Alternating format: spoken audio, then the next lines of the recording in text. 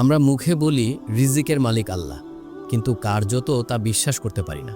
দুশ্চিন্তায় পড়ে হারাম পথে চলে যাই, যা আসলে আল্লাহর প্রতি অবিশ্বাসেরই প্রকাশ। মৃত্যু যে কোনো সময় আসতে পারে, তবুও আমরা জীবনযাপন করি চিরজীবীর মতো। সময়কে ব্যয় করি তুচ্ছ ও দুনিয়াবী বিষয় নিয়ে, যা ধুলোর চেয়েও হালকা। অসীম পরকালের বদলে আমরা দুনিয়ার ক্ষণস্থায়ী সুখের পেছনে ছুটি।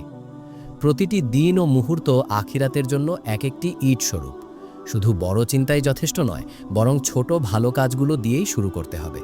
কাল আসবে কিনা তা অজানা, তাই এখন থেকেই সময়কে অর্থবহ করে তুলতে চেষ্টা চালিয়ে যেতে হবে।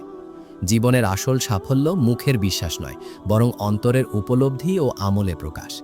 সময়ই জীবনের প্রকৃত সম্পদ, তাই এখনই এমন কিছু করতে হবে যা মৃত্যুর পরের যাত্রায় আমাদের জন্য বরকতের দরজা খুলে রাখবে। আমরা বলি রিজিকের মালিক আল্লাহ, অথচ আমাদের রাতের ঘুম কেড়ে নেয় বেতন, বাজার, বিল, ব্যবসা। আমরা বলি জীবনের নিশ্চয়তা নেই, অথচ আমাদের আচরণ দেখে মনে হয় শত বছরের লিখিত চুক্তি আমাদের হাতে। এই দ্বৈততা কেবল বক্তব্যে নয়, বিশ্বাসে ঘাটতিরই প্রকাশ। মুখে উচ্চারিত ঈমান যদি অন্তরের গভীরতায় প্রবেশ না করে, তবে তা কেবলই এক অলংকার, যা ঝিলমিল করে, আলো দেয় না। আমরা এমন এক সমাজে বাস করি যেখানে হারাম শুধু নীতিভঙ্গ নয়, অনেকের কাছে তা হয়ে উঠেছে বেঁচে থাকার উপায়। রিজিকের মালিকের প্রতি ভরসার ঘাটতি মানুষকে ঠেলে দেয় সে পথে যেখানে অন্তরে গ্লানি আর বাইরে হাসি। মৃত্যু আমাদের খুব কাছে, হঠাৎ দরজায় কড়া নাড়তে পারে, কিন্তু আমাদের সময় যাপন, পরিকল্পনা, বিনোদন সব দেখে মনে হয় যেন আমরা অমর কোনো জাতি। আমরা এমনভাবে আলস্যে সময় নষ্ট করি যেন আমাদের হাতে আগামীকাল নিশ্চিত।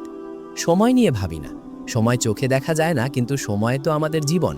প্রতিটি সেকেন্ড যেন এক একটি ধ্বনি, যা আমাদের আখিরাতের জীবনের দিকে নিয়ে যাচ্ছে। ঘড়ির কাঁটায় সময় দেখি, কিন্তু কবরের কাঁটা তো ঘুরে যাচ্ছে নিঃশব্দে, আর আমরা তা টের পাই না। শুধু জীবন ফুরিয়ে যাওয়ার পর অনুধাবন আসে। এ পৃথিবীতে সময়ই সবচেয়ে বড় ধন, কিন্তু আমরা তাকে অপচয় করি যেন বাতাসে ওড়ানো ধুলা, বিনোদন, বিতর্ক, অলসতা আর আত্মপ্রবঞ্চনায়।